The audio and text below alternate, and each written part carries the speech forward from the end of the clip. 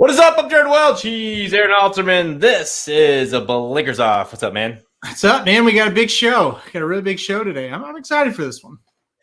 Yeah, the Preakness is a wrap.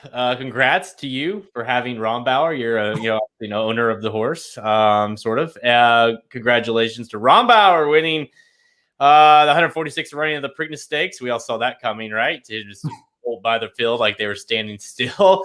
So we'll talk a little bit of obviously about that, put a bow on what we saw on the Preakness. We'll talk about our wagering guide and all that good stuff. But yeah, we have a kind of a big interview. We've already done the interview. We'll play that for you guys later. But yeah, we're going to interview the lawyer that's in charge of who filed the lawsuit against Bob Baffert and Zedan Stables. So that was definitely interesting. But I mean, obviously, I think you'll learn a lot from this interview. I kind of went into it wondering what we'd see, and I think you guys will learn something from it. Yeah, I thought it was a very, very good interview. It was pre-recorded, so yeah, we'll play that for you in the show, though. Yeah, I thought it was really good. Learned a lot about him as an individual. Didn't know much about him. Know a lot more now, and I'm not going to put words into his mouth, but it's a little more personal to him than I thought it would be. Let's put it that way, right? He's definitely involved in this thing. From a betting standpoint as well. So it was interesting. Really good interview. I think you guys will enjoy it. Yeah, gloves off. I mean, we just laid it out. It was just basic, I didn't ask him something like, "Why are you doing this, idiot?" Like, because I wouldn't do that. But no, I think you learn a lot. I think it's good. You take from it what you will. And once it's over, you guys can comment and we can definitely talk about it. Yeah, back-to-back fantasy league champ. Business in Boston. Love the name. Listen, still a long ways to go for me, but yeah, we were proud of Rombauer, no doubt. There's a good chance. Halter and I have talked a lot about this. There's a good chance that after the Medina Spirit possible DQ, that we go into the Belmont basically me versus Halterman in a way. If Hot Rod Charlie, or Rombauer. That's kind of and my jockey's sticking with my horse. He jumped off Rombauer. So hello, Hot Rod Charlie. So Hot Rod Charlie versus Rombauer could very possibly give you the fantasy league champion. Listen, Flavian Pratt, you're dead to me. You are dead to me, jumping off my horse and not only that, jumping on his. I mean, that's just a double slap in the face. So Flavian, I used to love you, boy, but not anymore. Not anymore. He's dead to me. He said he wanted to win. He wanted to win the Belmont, and he thought his best chance was with my horse. So honestly, let's analyze this for just a second. Isn't it interesting that he just blew out everybody in the Preakness, and he's still going to jump on Hot Rod Charlie, who was third in the Derby and had every chance to win that Derby, by the way. He was right there with a chance. Exactly. And it's not like it's some big connection, you know what I mean? Like he always rides for Doug O'Neill or whatever. So I thought that was super interesting as well. Yeah, I know. It's definitely going to be something you have to read into when you handicap the Belmont. We got 2 weeks for that, though. We're going to put a bow on the Preakness, as you said, and we're going to go through the guide in the guide article. Really, I think it's the best thing that we're going to do out of the four that we've recapped, because there's some really good educational things is what I would call it. Some things I've looked back on and like, boy, we could have done some things differently. And just the argument, or not the argument, but just the difference between good handicapping and good wagering. And it really stands out with this guide. Yeah, I think we wanted to make sure, because we basically broke even where we're used to hitting, we get an ROI 50-60% in the last three. This one we kind of treaded water, broke even, and yeah, I think it'll be a good analysis of really taking to looking at it. And I do want to do this before, because we're going to talk Preakness, we're going to talk how we bet, obviously the interview, but before I wanted to bring this up and share the screen a little bit. To at least, this is what we're looking at. This is the latest. It just came out today for the Belmont Stakes contenders. The field is looking very, very good, in my opinion, if we can get this anywhere near this field. And so really, as of right now, there's four possibles. Essential Quality, Keep Me in Mind, Midnight Bourbon, and Get Her Number, who obviously we hadn't seen since the Arkansas Derby for Peter Miller. Those are your possibles. The probables right now are Hot Rod Charlie, Rombauer. There we go. Francisco Deina. There you go. The Japanese horse. Known Agenda. Rock Your World. I didn't know for sure if Rock Your World would end up doing this, but it sounds like they're going to try it. Rebels Romance. Brooklyn Strong. Overtook. And Bourbonic for Todd Pletcher. So there are a couple things here. One was I was surprised that you had a bunch of Todd Pletchers and not Promise Keeper. That was interesting.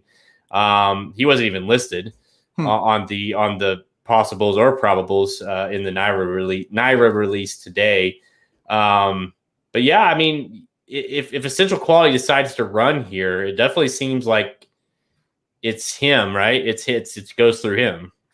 Yep, I definitely agree with that. He will be the favorite in the race. I think a couple quick things to point out. The commenters, Known Agenda Derby was a throwout. I agree with that.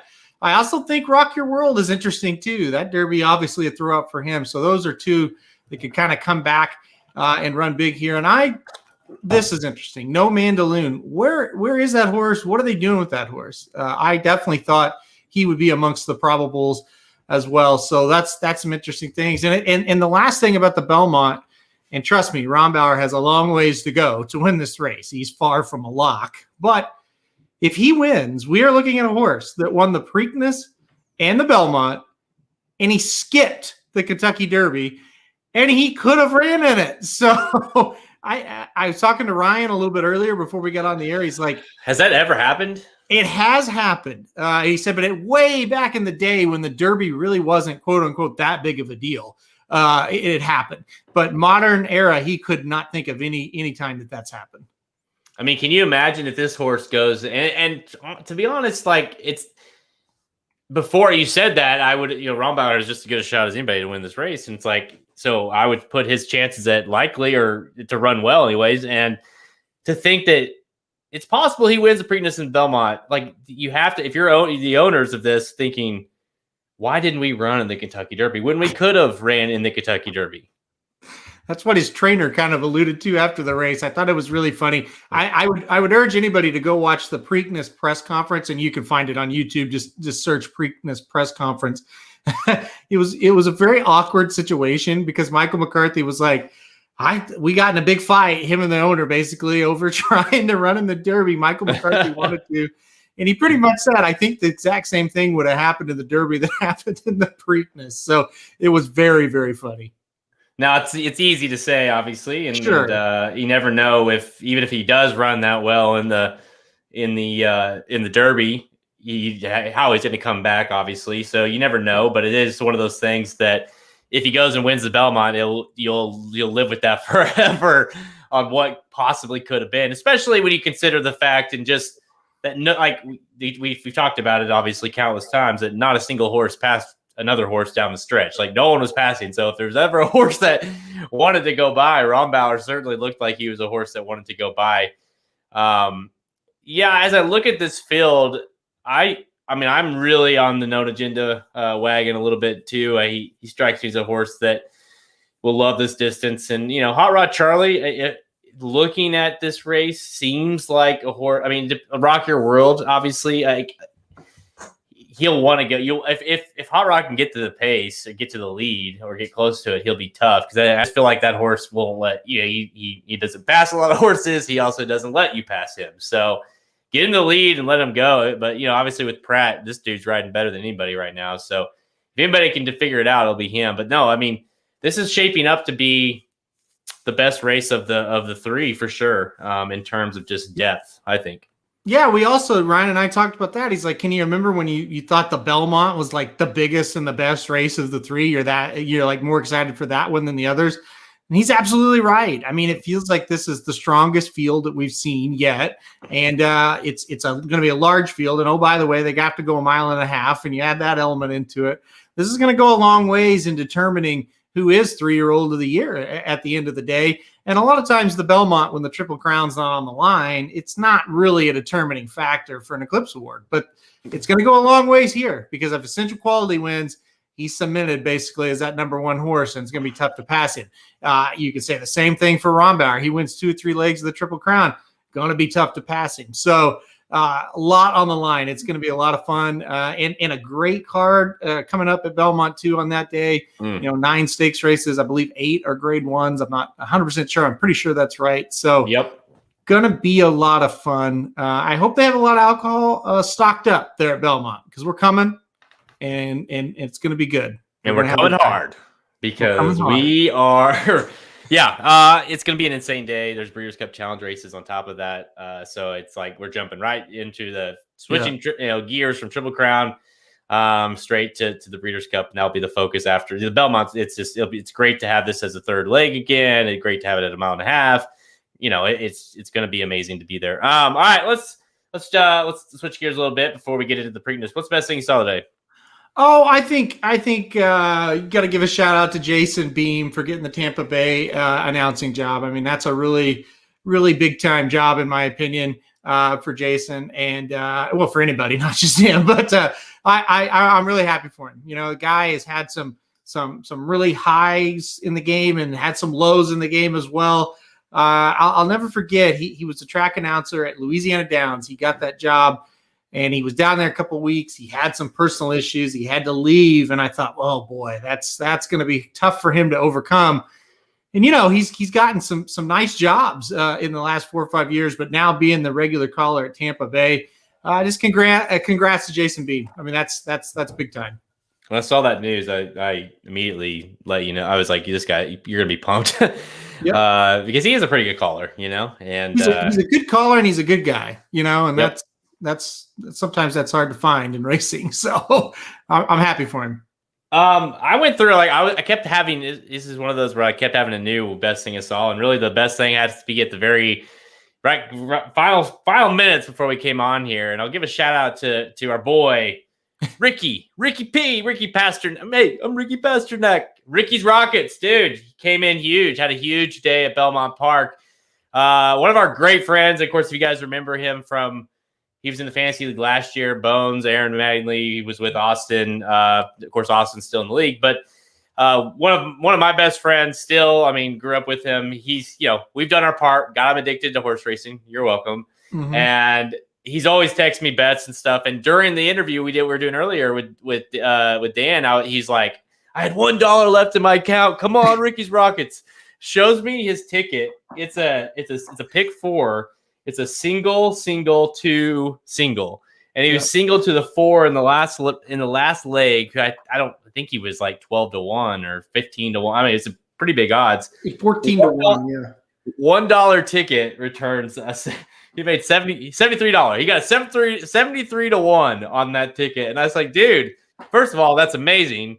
Second of all, maybe make it $10 next time. Maybe loosen the purse strings just a tad. But I mean, it was awesome. I mean, obviously that's just one ticket. I saw a bunch. Some guy had a $24 ticket that returned $633 on the pick 5 there. So that, there's a lot left and right tickets coming through. So good job to Ricky. When that dude gets hot, he's hot. So he is hot. He's really hot right now. Yeah, he's doing a good job. And listen, he would have put $10 on it, but it's hard to put $10 when you only have $1 in your account. So, he texts me. He's like, I'm back in the game. He's like, all right, here we go. $74. There you go. So I don't know. It's a great story though.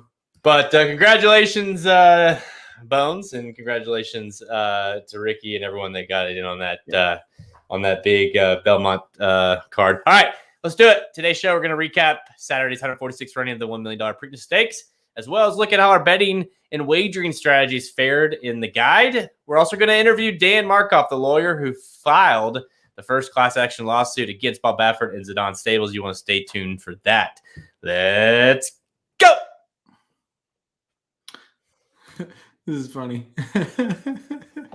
If you knew this guy, you would. He really is a hero. And let's be honest, we've all been there. Where you're you have a voucher for $2 or something at the end of the day, and you're like, I don't want to fucking go cash this. So you just play some bullshit, but a pick for whatever it is, and it never works. It never ever works. And for it to come home, and the guy's probably thinking, you got the 4 in the last leg and he's 14-1. You're like, well, this is great, and then for him to win, I didn't see how he won. I literally turned it on and saw him crossing the wire, and I was like, oh my gosh. But for him to win like that, that's I'm sure he was pumped. So I know, I love it. So dreams are made of, my friend. All right, So what are we doing first? We doing the interview first? We're gonna do the guide. Okay. We'll do the guide, and then we'll obviously the last race being the Preakness. Well, second to last race, it's Preakness. We'll talk about the Preakness a little more in depth, and then we will do the interview. See, 1x4 links. That's awesome. Wins like a 6-5, and he's 14-1. I mean, gosh, that's one of those that you got. Almost pretty quick that you're like in the stretch that you're going to win that. Right? I mean, that's just what a feeling. I love it. I'll have to call him later and see how he felt about that. Yeah. You got some good ones here. Yeah. We used to do supers when we were betting. Like we would go and bet Prairie Meadows at night at the casino. And the last bet, we would just close your eyes and hit supers on the machine. Yeah. We never hit one. We've been, yeah, I mean, that's the thing. We planned it out. It's funny. My big fun thing is I'm moving. So it was like next week, we're like, oh, the 500th episode. What are we going to do? And now I'm moving. So we're going to figure something out. I thought about having Brittany, Acacia, and Gabby on. So we'll see. I thought about seeing how that would work. No. I'll turn this down. I know you get. I know who you are. Yeah, but no, we'll do something fun for sure. 500 episodes. I think I'm not gonna.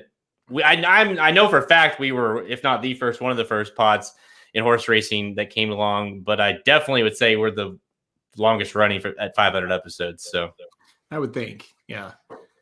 We do one a week too, so that's a lot of time.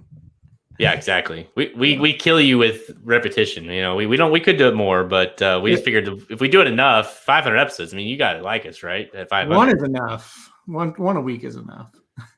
Yeah, I have no interest in doing more than that. All right.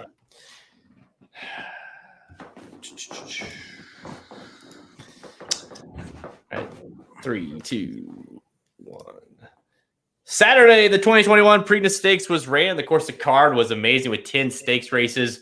And if you bought the wagering guide, you hopefully played the bankroll with us. And we do this every time we have a big event like the Breeders' Cup, the Kentucky Derby, the Pegasus we did. Of course, we'll do it again for the Belmont Stakes, and that obviously will be massive. We wanted to bring this in today because first of all, we want to make sure it's like we don't just talk about it when we win.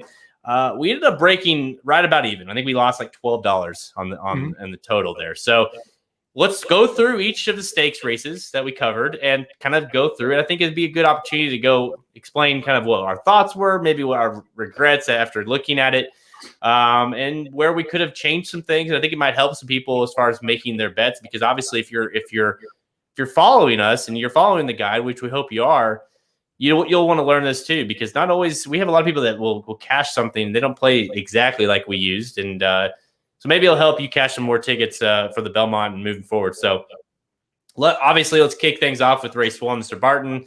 We said in the guide, like, we're not playing this because Hosier will be insanely low, and he was, and he lost. So that was a perfect example of like why you got to get the value there first before you even consider playing.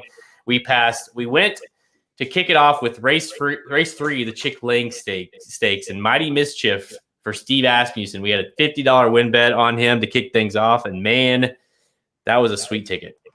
Yeah, we felt really good when that happened, for sure.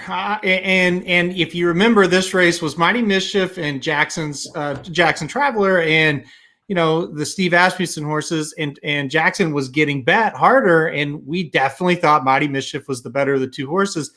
And he was. And I think a theme that you're going to see throughout this, our handicapping was probably the best we've ever had on the guide. We were all over the races. Our betting was the worst we've ever had on the guide.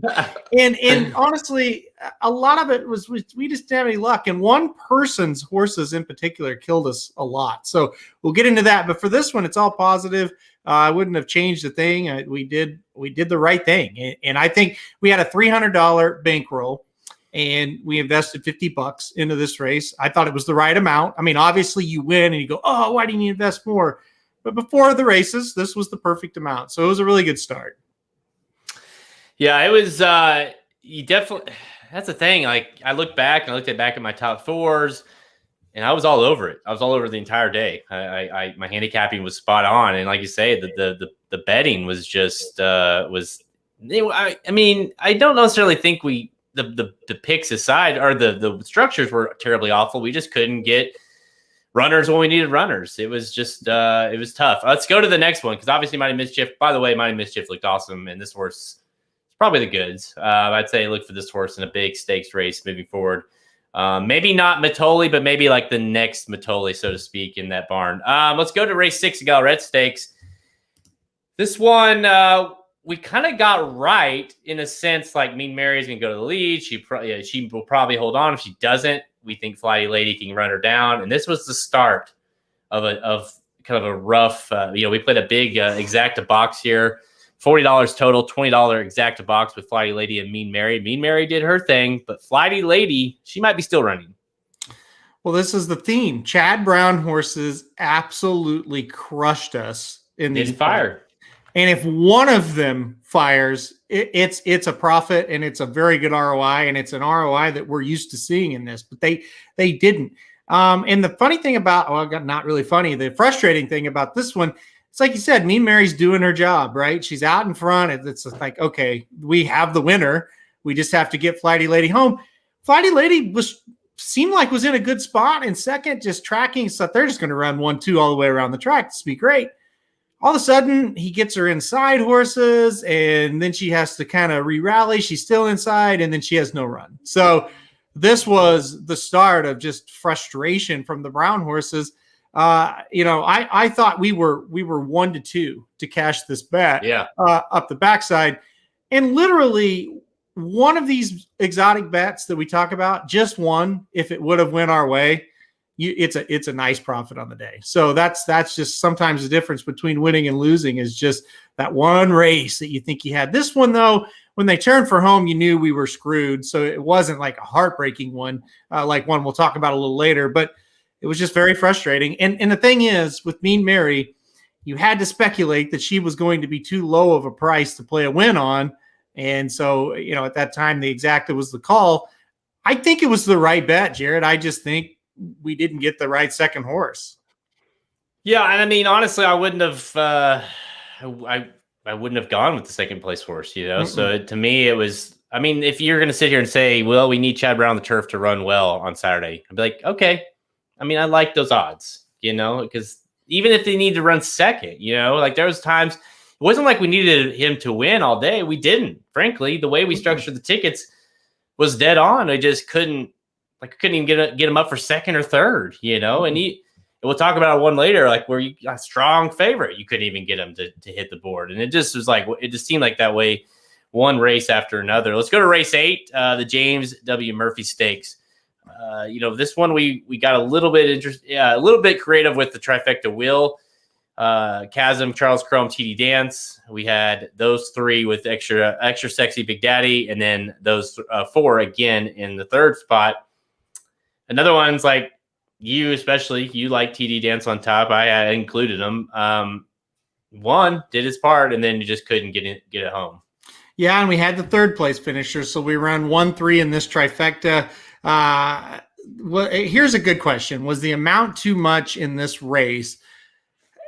It was only $18. So no, I don't feel like it. I did feel like this was a race where it's like, I'm not totally confident in this.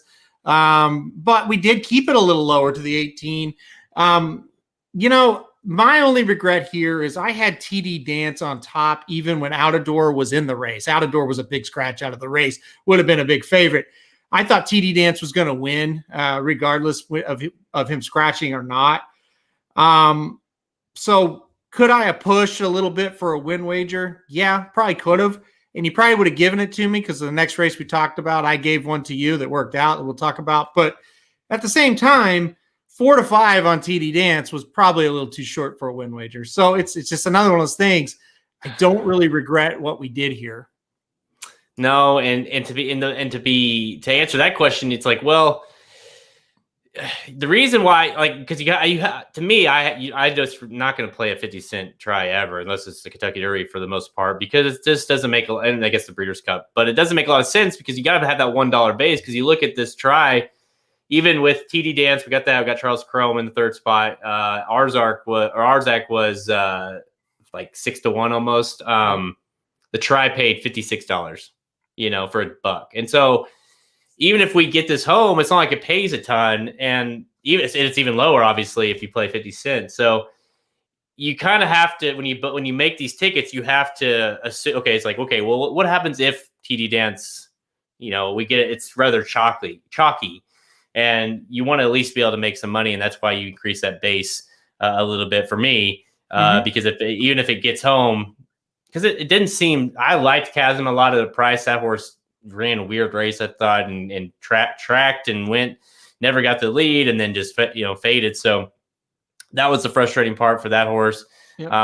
Again, it just seemed like we couldn't quite round out a try. We could get it, and then it couldn't finish it off. All right, the win bets came back in race 9, the Skip Hat Stakes, and man, this was one that I loved going into the guide and said we got to play a win bet, $50 to win. We decided on this horse, and another win bet that really was never in doubt. I mean, this horse looked awesome.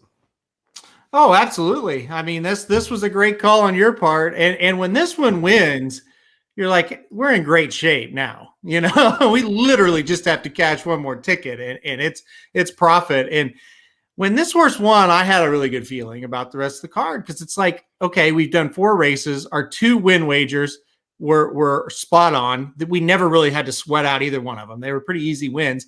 And the 2 exotic races that we lost, it's not like it was a swing and a miss. So it's like, okay, we're in pretty good shape. We kind of have got our handicapping down, and really the handicapping part didn't go away. It just couldn't piece anything together. But this was a big one for us, no doubt about it.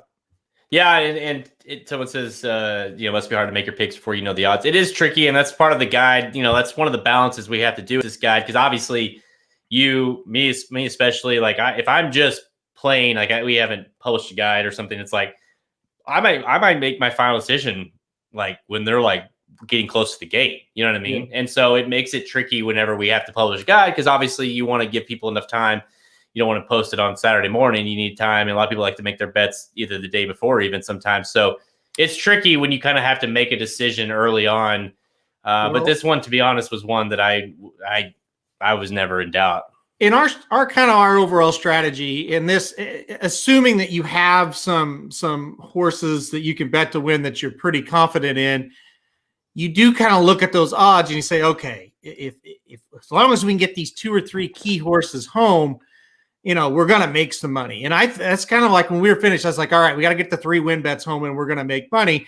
And we were a little bit off on the odds. We got the 3 win bets home and we lost $12. And we were kind of thinking, okay, if we get them home, we'll make like 30 to 40. So just a couple of clicks up on the tote board and it's still a profitable day. That's kind of to your point. It is tough to put these together when you have to guess on the odds. All right, so we get that one home. We kind of swung and missed on the $40 ticket in the Gallery, $18 ticket in Murphy. We get back. We've hit 2 $50 win bets. We're still doing well. We get to race 10. We're like, all right, all we need is one of these tickets to get home, and we'll make money. We'll be profitable. So the Jim McKay Turf Sprint, we knew this would be a tricky race in terms of being a turf sprint is, and now in just generally. We did a $1 base. We did a trifecta wheel. We did Critical Way with Hollis, and then we kind of got a little creative underneath, because sometimes these races do underneath. Boulder, Critical Way, Hollis, Dabini, Love You Much, Completed Pass, and we did that again in the 3rd spot. What were your? How do you look back at this one? Well, at first you go, well, you didn't have the winner, so you weren't close here. But we ran 2, 3, 4, so I know. we just missed the winner. But we had everything else. The only regret, maybe back to your point, business in Boston on the I think it was the 8th race. Maybe we did invest a little too much. Maybe $40 was a little too much. We could have invested it somewhere else. But end of the day, wasn't overly upset here. I never would have played Fire Crow. If Fire Crow was like, oh, we're on the fence, well, maybe, then you're mad. But it's like, this was one where just probably the only race where I thought, well, our handicapping just wasn't quite there with this one.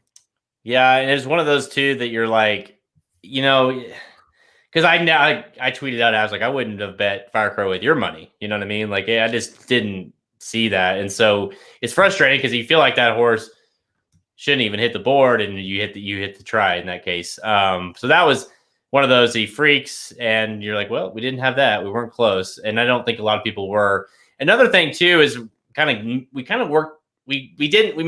worked our way back in a way. We kind of said, okay, we don't really want to bet too much in the Preakness.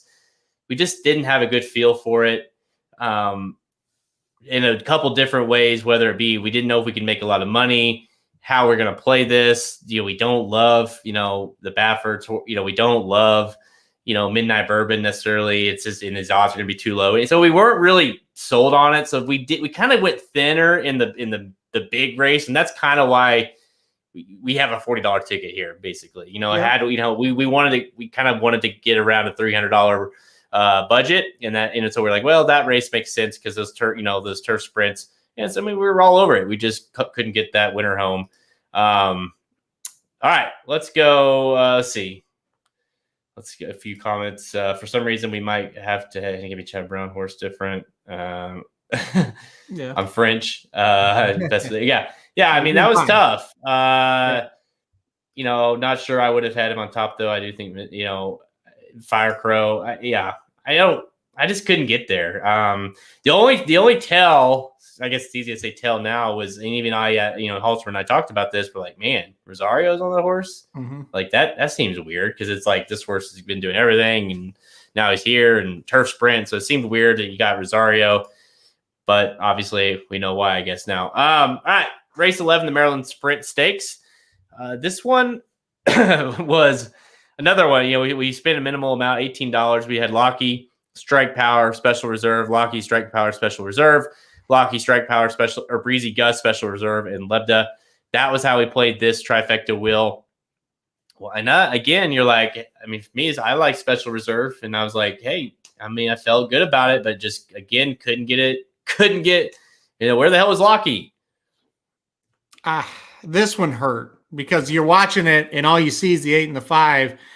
And it's like, oh man, we've got it, you don't even know who's behind, but it's like, surely one of those are going to get third. And this one just really hurt. And it hurt this one. It's like, we were all over this race. We really were. And to miss it was tough. Again, though, it's a situation, a $1 exacta paid $19.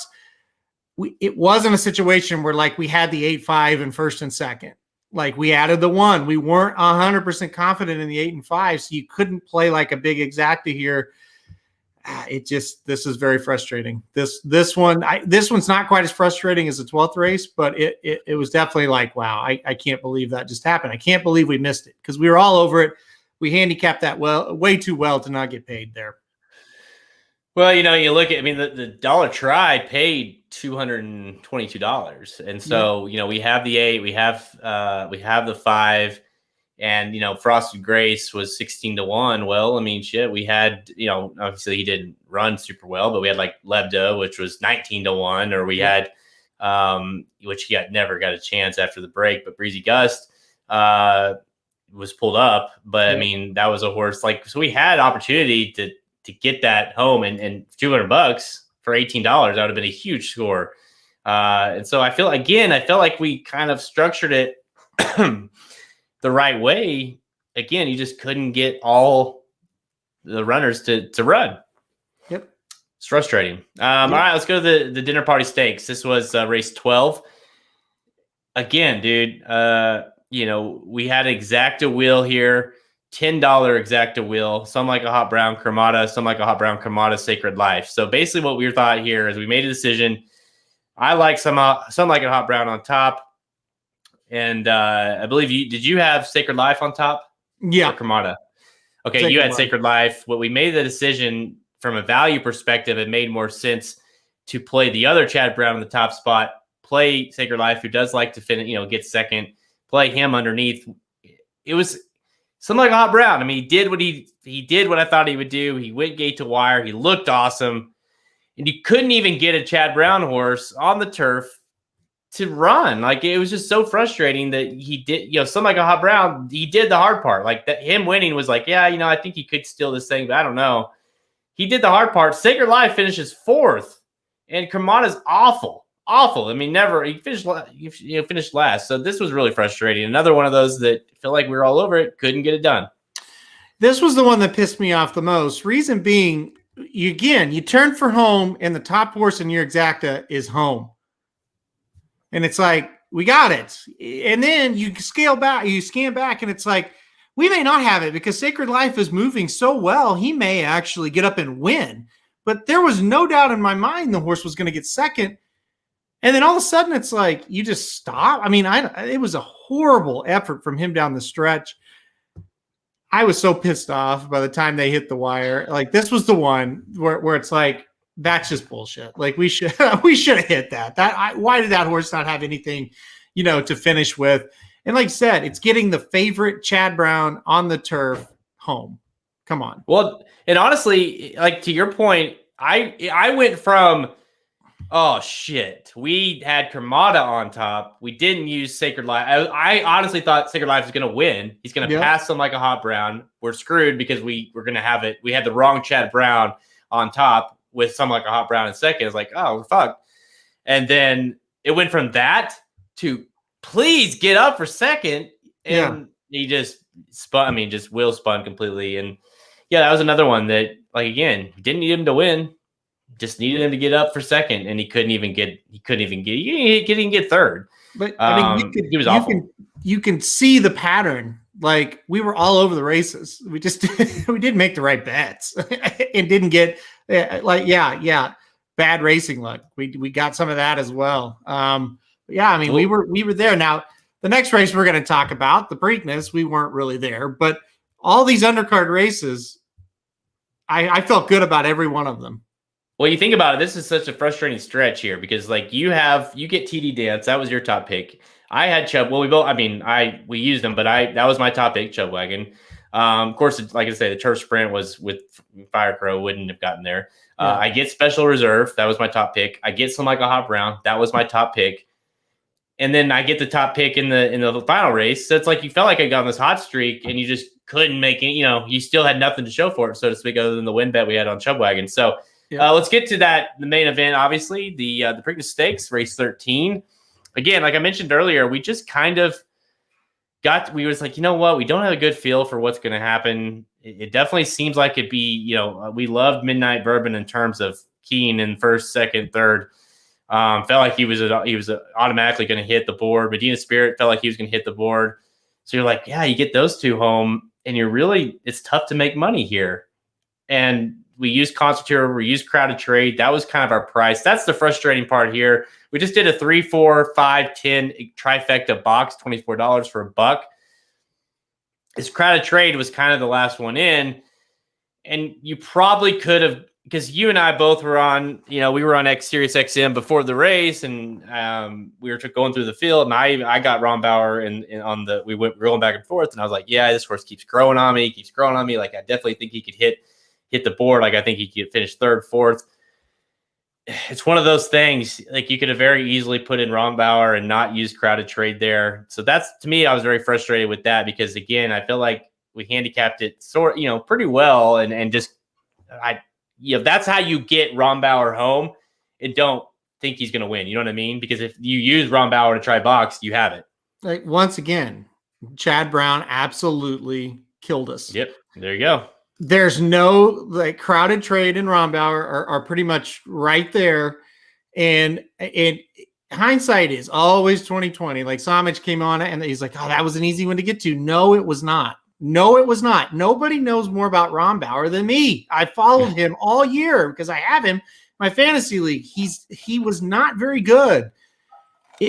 Crowded Trade, if you look at it for what it was before this race, had a better chance to improve than Ron Bauer. I don't care what anybody says. And you say, well, Crowded Trade, he came from Aqueduct, and those horses are terrible. Ron Bauer barely won the El Camino Real Derby at Golden Gate. Barely. I mean barely, all out to win it.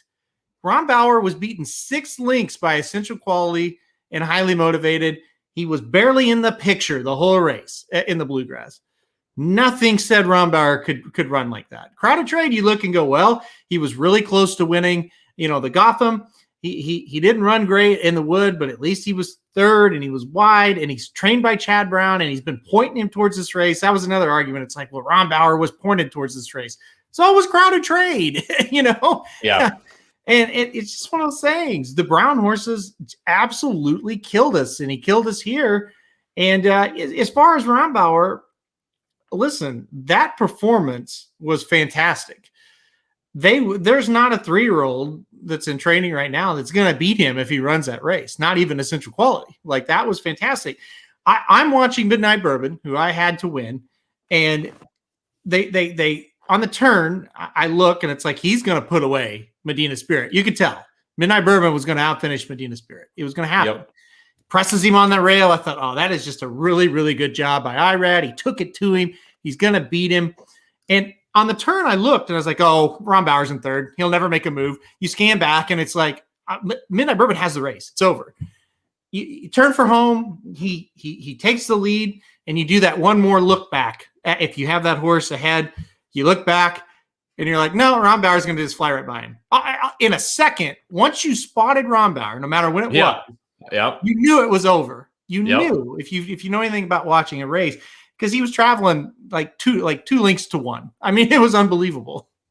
Yeah, we were watching together, and of course you were pumped for Midnight Bourbon. That's who you picked, and you really wanted him to win, obviously. And he made, like, as soon as he made that move, and I said, "Uh-oh, here comes Rombauer." And before I could even finish saying it, the race is over. It's over. Like, you're just like, okay, he's gonna win, and you're like, holy shit, I'm with you. Totally agree. Like, to me, Midnight Bourbon was super predictable to finish second. To me, Rombauer was very predictable to finish third and fourth. And for him to win that way, like, it wasn't.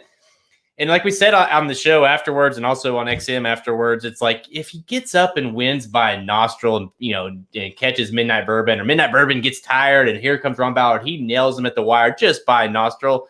You're like, yeah, that was surprising, but not overly shocked, because Rombauer kind of ran his race and people kind of backed up. But for him to just absolutely go by them like they're standing still, it was just. It's hard to, like I said, that's why, like, using him in the box would have been awesome, because that's how you get to him to win. Because I never would have got to him. I never would have keyed him, let's just say, in a top spot of that try. Never, ever.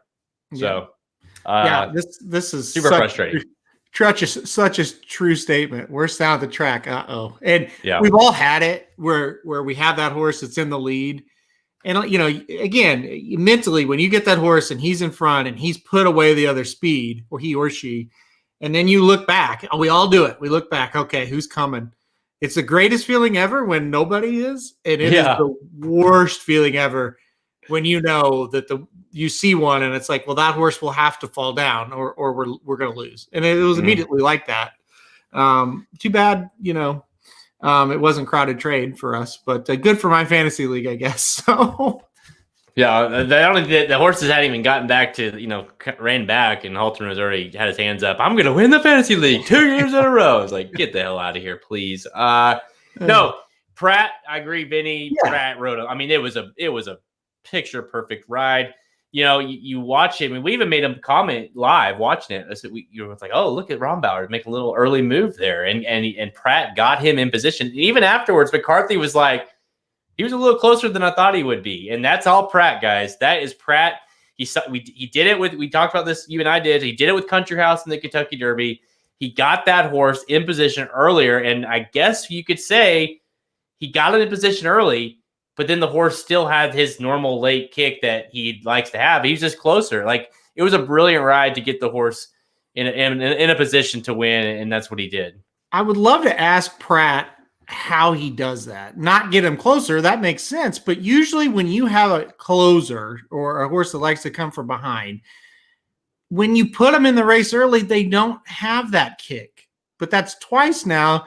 Rombauer closed like he was 15 lengths off the pace, and he was 3. Right. I mean, well, and that also says a lot about the horse to be able to basically okay, I need a gear from you, and then let me back it off, basically. Yep. Like, and that tells you like a lot about the horse. Like the horse was able to, and it wasn't like they were going super slow up front. So, him being closer could have backfired, very bad, very badly as well. What if that horse makes that move and just flattens out in the lane and loses by a half length? Like he's making up ground, but it's too slow, or whatever.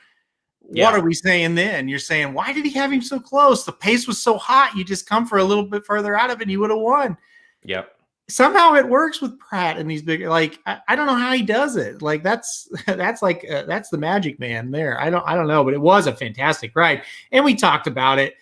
A lot of these horses were pace dependent that were long shots, and you had to think one of them would try to get up in a good spot. And Pratt was the one to do it. But again, you got to credit the horse for still being able to have that finish. It was impressive. Yeah, what he does next will be, can he validate that, so to speak? Can he continue that, run into, because that was a different dimension, not really dimension, but just a different horse. Like you said, you've been watching this horse all year very closely. This is a joke of a horse really all year. You're like, yeah, he might get up for third or fourth, but this horse has no chance. And for him to do that, it completely changes the game. I'll pull Vinny up, not for the comment, just because I remember after the El Camino Real, Vinny texted me. He's like, hey, you got 20 points. I was like, yeah, but he is awful. Like, he is bad. Vinny's like, I don't know. I think he'll run on, and he'll kind of be that third place horse. And to Vinny's credit, in the Bluegrass, that's exactly what he did. And so I was like thinking the same thing. It's like, yeah, he's going to keep me out of last place because he's going to run, and he'll get, thirds and whatever. But yeah, he found another gear. It was incredible. Yeah, and after like we said earlier on the show, and after all that praise, and he's going back to Hot Rod Charlie, and that's super I know. interesting. And he made that decision quick, and so I don't know. Obviously he liked what he saw, or felt with him in the Derby. I guess I don't know. So that'll be interesting to see if that pays off. It obviously backfired on Rosario in the Derby with Rock Your World and switch, not opting to not ride. And that's how Pratt got them out on Hot Rod. All right, to finish this thing off, so that's a downer, not for you, I guess, for personal reasons, but we get to we bet the UAE President Cup because we're like, this horse is going to win. Paddy's Day wins. $20. It wasn't a huge cash, but $20, it really got us at least a little bit closer to breaking even. So that was, won pretty easily. It was another, the win bets, they didn't miss all day. And yet we finished just, what was the total? Was it $12? Yeah, we finished $12 down. We bet $20 to win here, and we should have bet 50. We would have been ahead, So,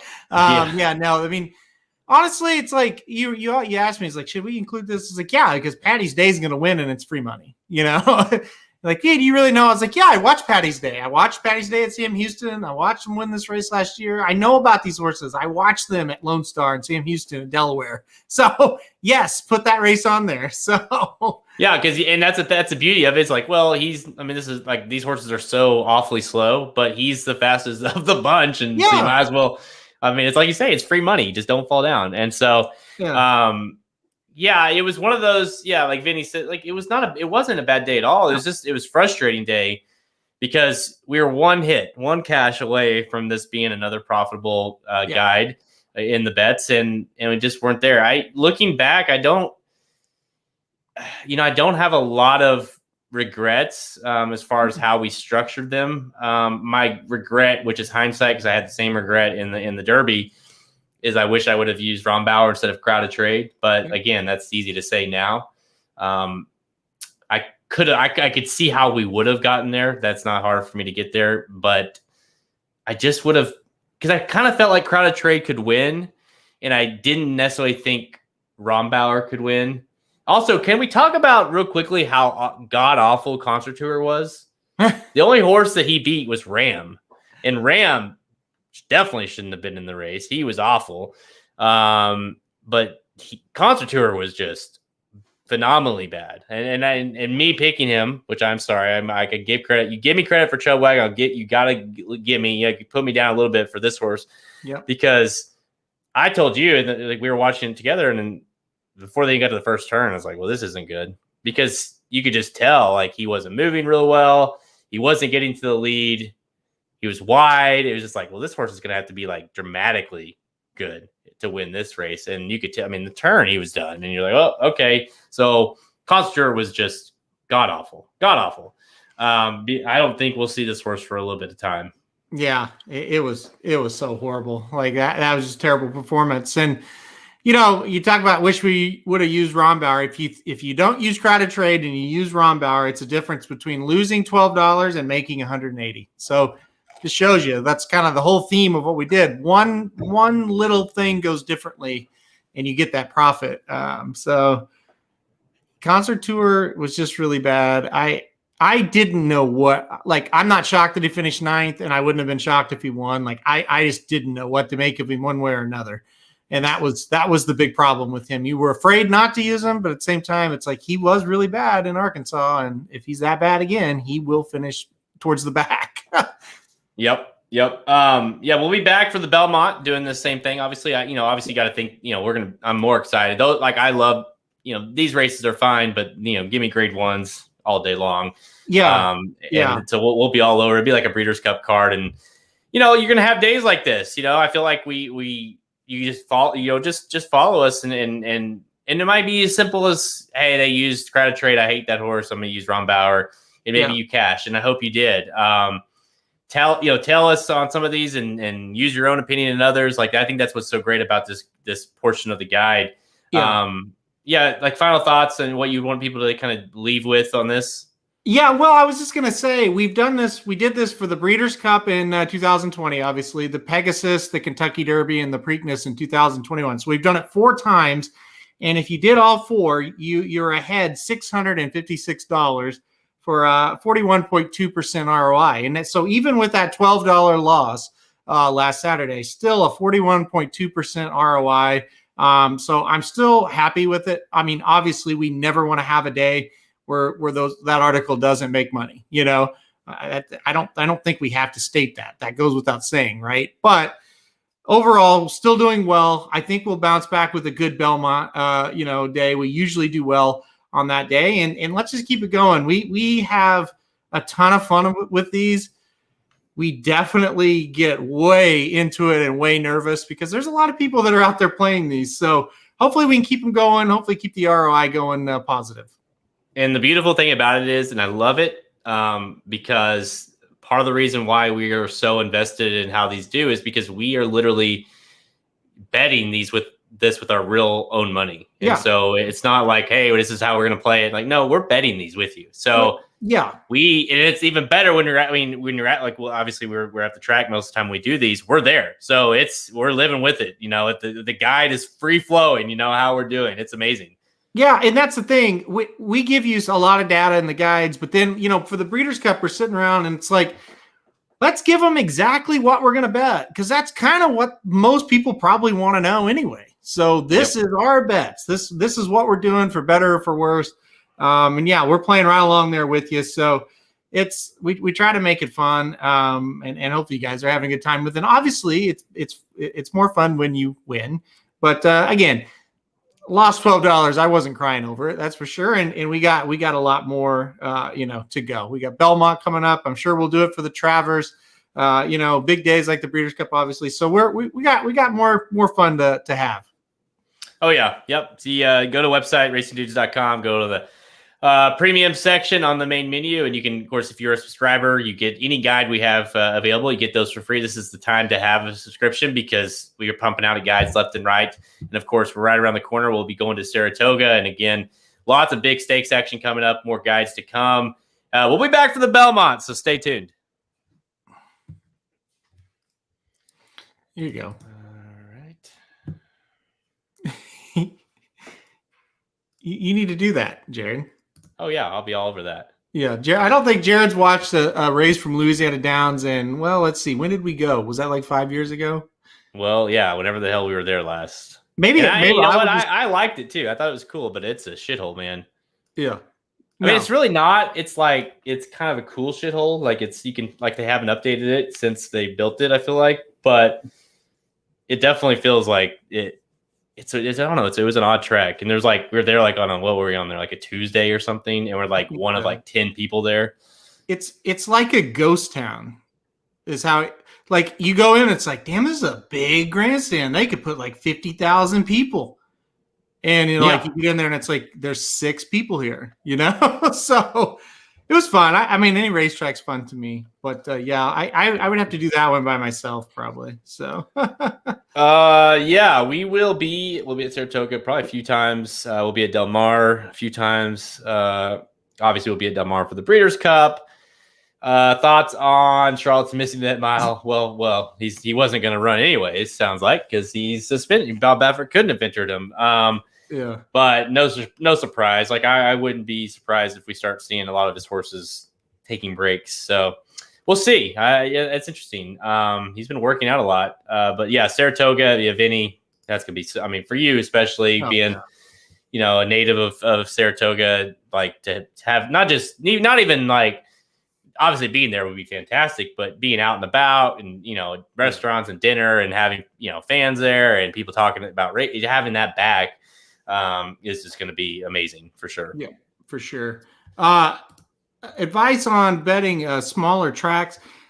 Pick and choose your spots. Like if it's a $5,000 maiden claimer, don't play it. Like you need to bet the higher graded, like not graded, but the higher kinds of races there. That's where the form, usually runs pretty true to form. I guess I should say, like the allowances, the high claimers, that kind of thing. But and the other thing is you're going to have to just swallow some shorter prices than you're used to at those tracks, because you are going to get those races where a horse is 2 to 5, 3 to 5, and you're like, if it was a Belmont, I'm not playing this. But it's like they don't really have that competition level, so you're gonna have to swallow some shorter prices.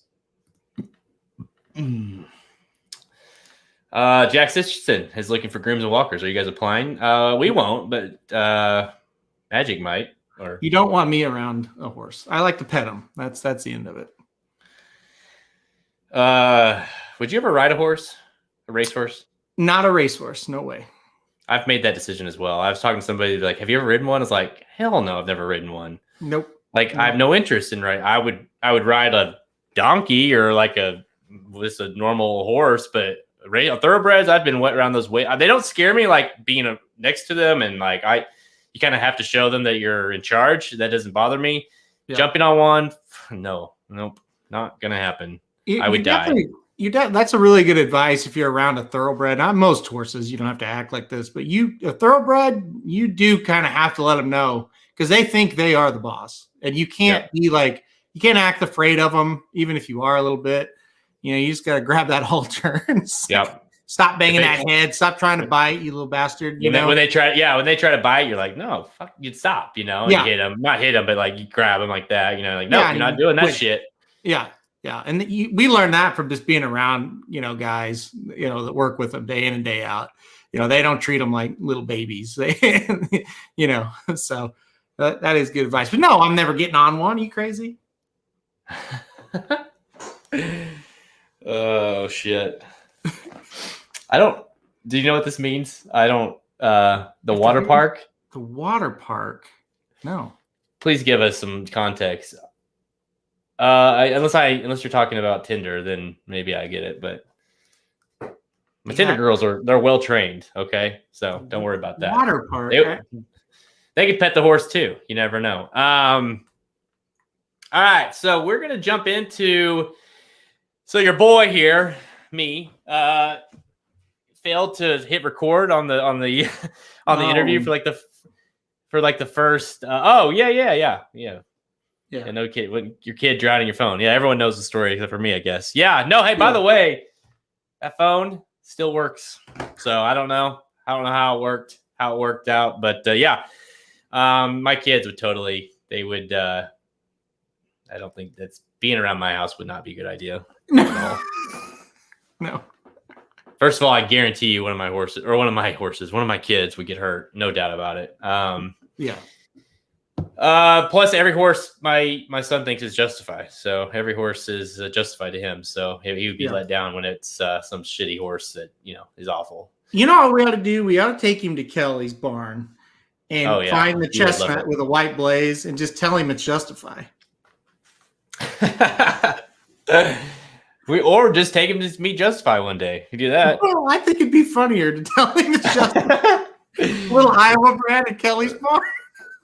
We'll have about half the size of Justify. Yeah. I was like, hey, there's Justify. And see if he would believe us. He would. Any horse that looks like is chestnut, he thinks is Justify. Has got the blaze. Or the one horse.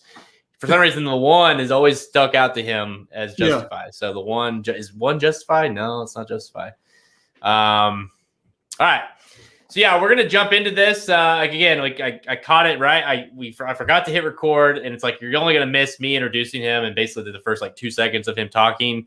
If you want to listen to the show, like the actual podcast I put out, like the actual recorded version on Apple and iTunes and everything, you can hear the full in-depth beginning. But you did not miss anything. So basically, we recorded it. I'll basically just throw it on here. And everyone can enjoy, and we'll try to answer questions best we can following. It's about a 20 to 25 minute interview, so hang tight. I know it's been a long show, but hang tight, and I think it's gonna be worth a listen. So, actually, I'll go ahead and I guess I can go ahead and so I'll go ahead and set it up for you guys. Since you're not going to hear that part. His name is Dan Markoff. He's the lawyer who filed the first class action lawsuit against Bob Baffert and Zedan Stables, the owner of Medina Spirit. He's based out of Oklahoma City. And really that's all we knew going into it, that it's just now beginning, as if you haven't seen this. And what it is a lawyer that the lawsuit that's basically for the bettors to get their money back, so to speak, on what took place with if Mandaloun is put up as the winner and people that had Mandaloun and didn't have Medina Spirit. So it blew my mind a little bit on what's kind of what the details of what he knows. And I kind of thought he's just some lawyer, and it's like, well, he seems to be more invested than I thought. So, so there you go. We'll touch back after the end of this and let you guys ask some questions if you have any questions. But here is the interview with Dan Markoff. I've been to 3 Breeders' Cup betting challenges, never placed, but I still showed up. And so I've been concerned about the drug use and problems in this sport, like so many people, for years. And I pool some money for the Derby every year. And this year, I usually make a couple of bets. And this year, as you know, they raised the limits, the minimums on superfectas to $1, which for larger bettors is an advantage. And so I put in an $8,000 super for the Derby. And had 5 horses on top, including Mandaloun, and I had every horse underneath that I needed if Medina Spirit had finished 3rd or 4th, which is how I handicapped the race. I was convinced the horse would either finish 3rd or 4th or just run out. And at the top of the stretch, that's exactly what I thought would happen, by the way. So it didn't happen, and I just was kind of disgusted because I was like, how do you leave out Baffert, in the Derby? But I did, and that was that. And I instantly was curious and thought, well, maybe, just maybe, this horse was under the influence. But I thought, no, it's the Derby. There's no chance that could have occurred. Fast forward Sunday morning, I didn't hear about it Saturday night like I know you did. So Sunday morning, I hear this press conference from Churchill that Baffert's giving, and first thing I'm wondering, why in the world is he announcing this instead of Churchill Downs? That was the first thing that I couldn't understand. But I hear this press conference and I'm like, you got to be kidding me. I just was absolutely blown away. And so now I've lost what would have been one of the biggest scores of my life with a 27-1 on top of chalk and a 40-1 with a minimum superfecta wager, $1. That would have been a heck of a return. And I just started thinking this is a pattern in practice. We may have something here legally. And the whole point of this case was this from the beginning was there are groups that take care as best they can the horses in horse racing. There are groups that look after all these other interests. And in this situation, if indeed Medina Spirit is disqualified, if the split comes back positive, then the owner of Mandaloun, the trainer, and the jockey are going to get what they rightfully deserve. The same for the second place finisher, as well as Essential Quality. He finished fourth, will be moved up to third. Hot Rod Charlie will be moved from third to second. Everyone gets taken care of. Churchill Downs made, I don't know how much, but tens of millions of dollars on this race.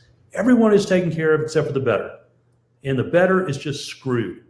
And it's ridiculous. I mean, it is absolutely ridiculous. And it's a shame that the lawyers have to get involved. That's really how I look at it. But I don't see at this point what else to do. And so I called a friend of mine in Oklahoma City who's a class action lawyer. My background is in pharmaceutical litigation. And I said, look, here's what happened. He's not a horse racing guy, really. But he said, I think you have something here. So we spent the week trying to figure out, how to put something together. And then we had Baffert come out on Monday, as you know, Jared. And he said, first he said on Sunday, the horse never got it. And then Monday he changed his story. And so by Thursday night, or Thursday late, about 4:30 or so, we filed a case. And that's where we are today. So the big thing is, like you said, hey, I'm representing the bettor here. And you literally bet the race. So you are one of the bettors. So I mean, can you kind of touch on, because we know some of the main players involved in this. Did they contact you? Did you contact them? Was it worked on together? Kind of how did that lay out to where it's like, okay, this is what we're going to do now? That's a great question, Aaron. So I knew someone that knew Michael Baychuk. Mm-hmm. Okay, and Michael Baychuk, for I hope a lot of your listeners, is a pretty well-known name in our game. In horse racing, he won the Eclipse Award for the top handicapper in 2012 with a $1 million win at the NHC. And I got a hold of Michael, and I told him what I was thinking about, and he was very interested in being the lead plaintiff. I said, I want someone who knows this business, and he also had a big loss like I did. And so I talked to him. He wanted to think about it. He gave it some thought, and he agreed to be the lead plaintiff. And he's terrific. He's extraordinarily knowledgeable as a handicapper, and he understands this industry. Yeah, I mean, I think all of us, and I don't mean this negatively towards some of the other people involved, but I think when you got his name attached to it, and Jared, you could kind of second this maybe, it's like, this is a real deal. Like, I think everybody kind of read about it, kind of saw speculation and thought, I don't know about this. But when he got involved, I definitely think the validity of this, it definitely spiked, right? It did. And there's another huge point here, Aaron, that I really want to make, which is this. If this was a one-off violation, there is no lawsuit. At least there's sure no lawsuit from me and my group at all. We have sued Baffert under a RICO violation, okay? And you probably have heard of the word RICO. Maybe you watched enough Criminal Intent or TV shows that you've heard something about it. RICO actions were originally used to take down the mob in Jersey and New York, okay? And the reason this is a RICO violation is you have interstate commerce. You have, I won't go through all the exact elements that are necessary, but the most important element is you have a pattern, okay? And there is a distinct pattern of cheating here that goes back for a long time with Bob Baffert. And it especially is involved in $1 million important races in America. You have the Kentucky Oaks last year. You have the Arkansas Derby last year. And then the final, I think, point for me was this, as far as that pushed me over the edge to do this, was you have his press release on November 4th of last year. And he says, I need to, basically, I'm paraphrasing, but I need to clean up my act. And I know that for racing, I need to do it. And the first thing I'm doing is I'm hiring Dr. Hoare. Okay, Dr. Hoare is a veterinarian out of Louisville, and Dr. Hoare is going to monitor my stables and make sure that nothing else goes wrong, okay? Well, then fast forward to what's occurred this past week, 2 weeks, and we get another press release from Bob Baffert's attorney that, oh, guess what? We actually didn't hire Dr. Hoare. It turned out there was a pandemic going on, and so we never hired him. So in other words, first of all, in November of last year, you sure should have known there was a pandemic going on because it'd been going on for 8 months at least. The second thing is, if you're going to come out and you're going to tell bettors about how you've cleaned up your stable and you've taken drugs and illegal drug issues out of the mix, and then you decide you're not doing the main thing that you just said you're going to do, then you at least owe the betting public another press release.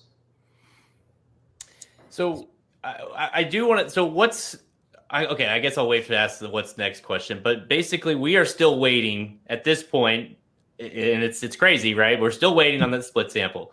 So at this point, Medina Spirit is still the winner. And what happens if the split sample comes back negative, meaning that there's no foul play here, the horse stays, this lawsuit is that it? Great question, Jared. I'm going to give you the only legal answer I'm going to give you tonight. We're just going to have to cross that bridge when we come to it, if it occurs. I will tell you from my 30 plus years in horse racing experience, usually when there's a split, it comes back positive. If we're in a situation where we need a split, it comes back positive. Isn't that what you? Right. Yeah. Of course. I mean, I think we all are expecting that, and obviously we've seen this game for a long time, and we, like you say, you kind of know when the split comes back, it's usually verifying what we already knew. So to second that question, like we had a lot of fans, a lot of contacts ask us, well, what about the track? Are they going? It's one thing to go after, I shouldn't say go after, file a suit against Bob Baffert and the ownership, but what about, say, Churchill Downs in this case? I mean, is that something that is on the radar? I mean, if say this doesn't work, if they whatever happens, like, is the track at fault in any way in your eyes? It's a great question, and I've been asked it a lot, and I can tell you that the lawyers involved in this, as well as the lead plaintiff, Michael Bachok, we had a lot of discussions about whether or not to bring an action against CDI, Churchill Downs Incorporated, and we chose not to at this point. Okay. Now I will say that we can get in. It's a very legal discussion, but there are a lot of statutes on the books in different states, especially in Kentucky, that protect Churchill Downs. And the understanding, the purpose of these statutes, which makes some sense, is that when the stores declare a race final, the bets are paid out. And so you can't go back, Churchill can't go back and claw back, the people who had Medina Spirit and got paid. So, right. And so that, there's certain ideas that are out there. One is there should be some kind of fund. Okay. Another, for bettors, like in this situation, another idea that I've heard of is that, why can't, Pimlico tested Medina Spirit before the horse ran in the Preakness, and the horse passed and the horse ran. Well, why can't Churchill test the same way before their horses run? And that would just give an extra level. And I know they do some testing, but can't they test on a level where something like this, like betamethasone, would have been captured? And in that way, they're not running a horse that shouldn't be running. But I think to that point, that's because, I always look back at like Country House, obviously, who, even though whether you agreed with that DQ or not, you left the track knowing that you got your money, or you did, if it was over, like that was it. Whereas this is kind of left up in the air. And to your point, I think a lot of people are saying, well, if just like the Pimlico did for the Preakness, it's like if he never even runs in the race if the test is done and results are known before the race even happens. Is that what you're saying?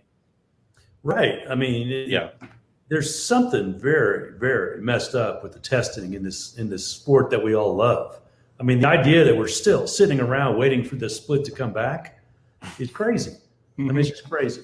And so the same thing. I mean, obviously we need some level of better testing. And you may ask me this question, either one of you, Jared or Aaron, but I want to bring it out ahead of time. I see all this stuff online constantly. Well, it was 1 picogram. We got tested for a picogram, and that's a trillionth. And Baffert put that out in his press conference. It's not fair that trainers getting hit with these, trace amounts, but that's picogram per milliliter. Okay, you know how many milliliters are in a horse? I mean, a 1,200-pound horse. I mean, I've read. I don't have an average, but I've read somewhere around 545,000 might be an average. So that's just I just want to clear that up. When you see that and you hear that, it's not fair. It's not like there was 1 trillionth in the entire horse. It's 1 trillionth in a milliliter. It's funny, we're bringing up things, and my friends that don't really follow racing or family that don't really follow it, explaining these things over and over. I think all 3 of us on the stream have probably done that 100 times. And another thing that I've tried to explain is what you laid out about the testing and kind of the flaws of horse racing with the testing. I want to kind of just be honest and say this is my biggest worry about your case. The testing and the flaws could work against you, because what if, and are you worried about that? Because my point of it is this: the general public might look at it and say, well, okay, yes, he got these positives, but he didn't in all these other races. So, maybe it's governing itself. Is that kind of one of your biggest things that you're going to have to present is, hey, the testing is flawed. Maybe he had, drugs in the system when it wasn't detected. Well, my biggest fear is based out of, I've read a lot of comments online. When you see the lawsuits published all over the place, and you can go to USA Today, for instance, and you can just start reading comments. And I found that people don't have an enormous amount of sympathy for horse race bettors, okay? And they don't really love lawyers. So that's kind of that's an interesting combination right there. Yeah. But when you start to it's this pattern of continual failures of testing that I think is important. And there's 2 other points that I want to bring out real quick. One is we're signing up, dozens of people a day, give or take. Some days we've been signing up more, some less. Today, I think we signed up over a dozen of people who have losses. And one thing that's pretty extraordinary, we're talking about serious losses here financially, because you had a 27-1 horse come in the Kentucky Derby. I mean, we were getting people who lost $15,000, $20,000, $30,000, $40,000, and they know that amount to be exact because they wrote down the will pays on the pick 5, they know the will pay on the double, on the pick 3, and what we don't know, which we're going to find out at some point, is what was the will pay on the super, what was the will pay on the try. Mm-hmm. Do you have any idea? We're talking about a lot of money here, a whole lot of money. It's not like I thought I would have people emailing and contacting us who had a $10 show bet on a sense of quality, who technically was the favorite. We'll move up to 3rd if Medina's Spirit is disqualified, and they have an action also. But we're not getting those. I guess those people they don't really care. We're getting people with pick 6s. Yeah. Okay. Anyway, so Aaron, I didn't really do a great job answering your exact question. I think just the key is looking back on the history of positives, the history of excuses, which does not pass the credibility threshold. And then also we're not talking about claimers, a $10,000 claimer at Santa Anita on Wednesday. We're talking about major $1 million important races in horse racing where there's positives. Right, exactly. What's the timeline look? I know you're getting people added to this. You say every day. What's it look? Because obviously, like I mentioned a little bit ago, we're still technically in a holding pattern. I mean, as we're waiting for the history books basically to be rewritten or not be rewritten, depending on what that looks like. But with the Medina Spirit being taken down and Mandaloon being the quote unquote Derby winner, right? So we're still waiting for that. But say that happens, how does this kind of move? Like, how fast does this move? Do you foresee people what's kind of the next steps? Okay, the lawsuit's been filed. Now what? Well, it's been filed and served, okay, on one of the parties, and they have an X amount of days to respond to the lawsuit. Bob Baffert's lawyer publicly said it's without merit, okay? So I'm expecting a written argument basically stating the same. They'll likely file some type of motion to dismiss to try and get out of the lawsuit at what's called the pleading stage. And we will, we'll have hearings in front of the judge. And then there's a lot of moving parts because there are likely to be other cases filed in the United States, and it's very possible. So we'll see. One other thing that a lot of people don't know, and I don't know if the two of you knew because I sure didn't know it. Do you know that this has all been there? There's another case that had been filed before. Not about this, but about a New Jersey. Do you know about the Treader case? Was this the harness racing case? Yes, okay. Aaron. Yeah. Mm-hmm. Yes. In 2016, a guy in Illinois, I think outside Chicago, placed a number of wagers on a harness race in, I guess it was Freehold, I think, okay, in Jersey. And I do not know a lot about harness racing, but I do know that, the basics. And he had over $31,000 worth of payoffs that he would have hit through multi-race wagers on the second, third, fourth, and fifth place finishers. And so we lost. And then a week later, or whatever time it took, the winner was DQ'd because of a drug violation. It had been a pattern by the trainer and the owner, had all been hit with drug violations before. And the Mr. Treader filed a case in New Jersey.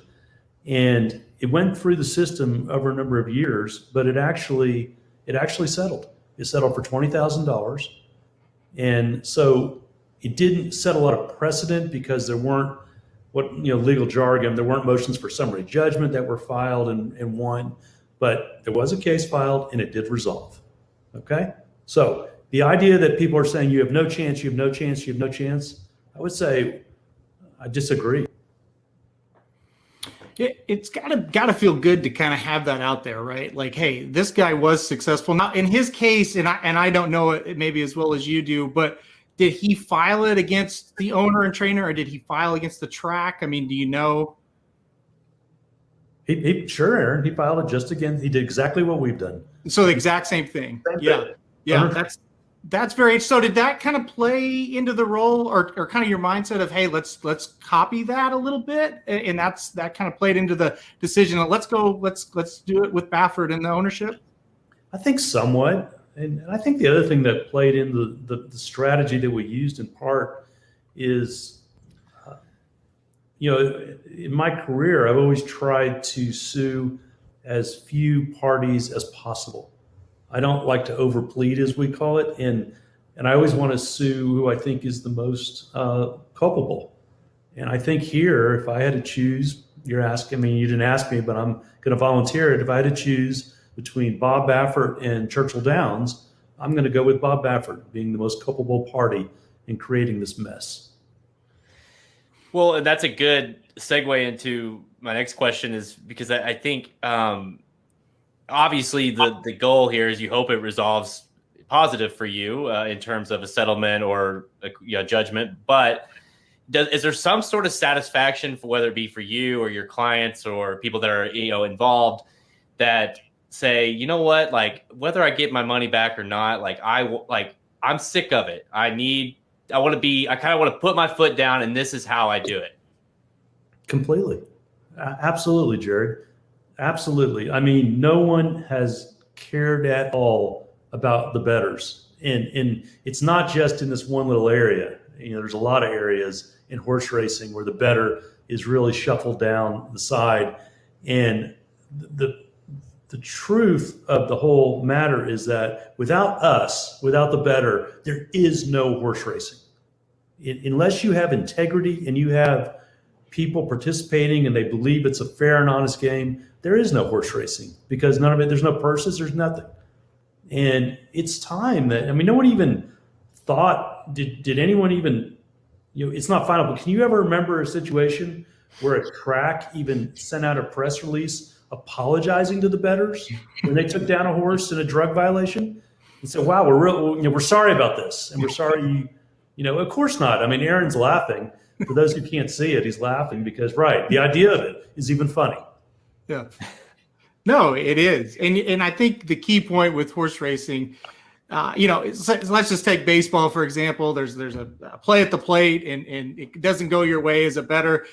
Betting isn't the lifeblood of regular sports like baseball, basketball, hockey, football. Here it is. If you don't have bettors, you don't have a sport. So, I mean, to that kind of, thought, idea process, and kind of what Jared said, hey, even if you win or lose, whatever, just you're taking a stand, you're kind of, saying that's it, I'm done with it. Say you do have some success with this, and is it kind of a situation where it's like, okay, we're going to go after all the people that kind of cost us in this situation, cost us as in all the betting community, not just you guys as an individual party, but is that kind of on the radar of, hey, if we have success here, we can use this and clean the game up even further? Like, is that even a thought process right now? It is a little bit, only in that, I know that most Americans, lawyers are not their favorite people generally. And also, but I don't want to give a long speech about all the good that lawyers have done, but lawyers did bring us seatbelts and airbags, okay? Those simple examples. I mean, it's true. That's two things that lawyers did do. And if lawyers can clean this up, if this serves as what you're really saying, Aaron, is what if this serves as a deterrent? Right. What if we're successful and other trainers look at this and think, whoa, I'm not going to get a $1,500 fine for cheating in $1 million race, which, by the way, is insane. Okay, that's right. That's a joke. It's a joke.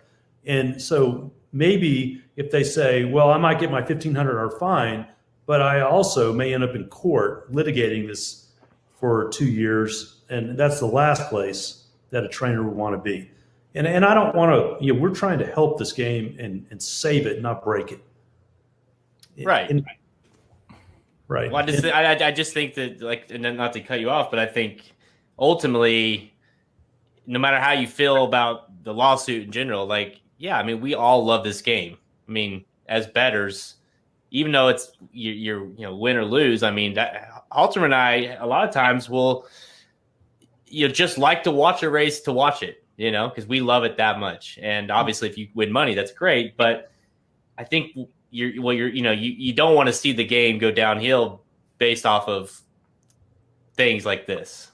Well, Jared, that kind of leads me into one other point, and this is not included in the lawsuit, and this is my opinion. I want to make that perfectly clear.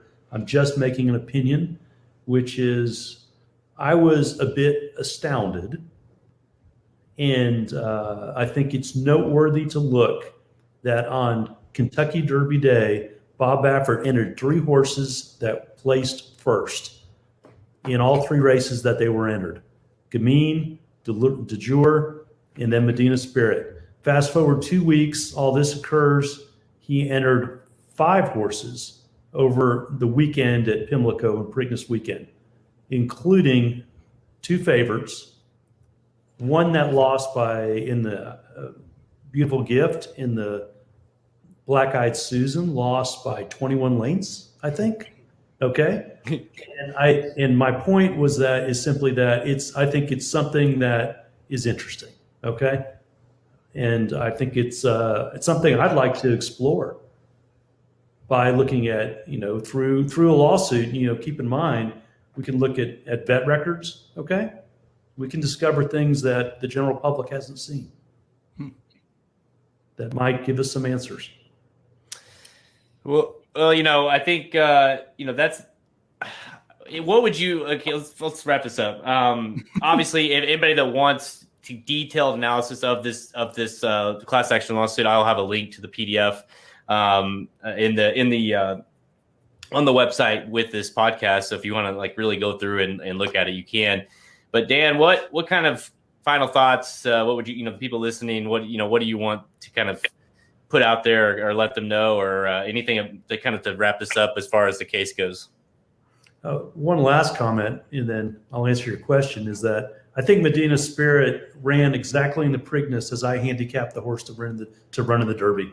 Be out front, be strong, come around, leading into at the 8th pole, coming into the stretch, and then fade. And the horse ran exactly like that in the Preakness. As far as what, if you're out there and you have a losing ticket, and by the way, you have to have proof.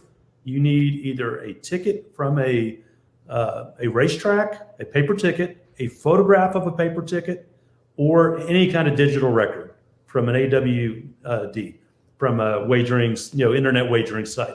If you have any of that and you want to participate and be part of this, then please just give me a call, email our firm, and the information, I guess you'll post it. And we would love to represent you.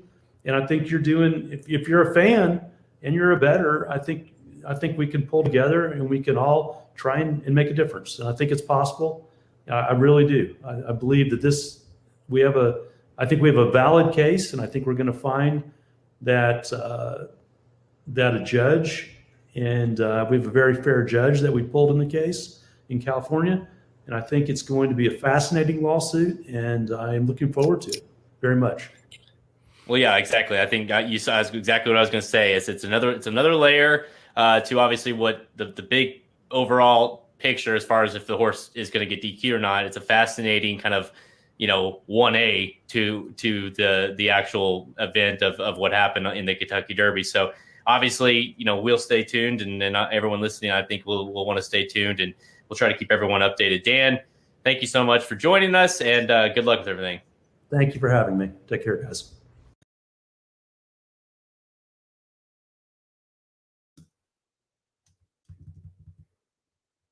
I had to unmute us.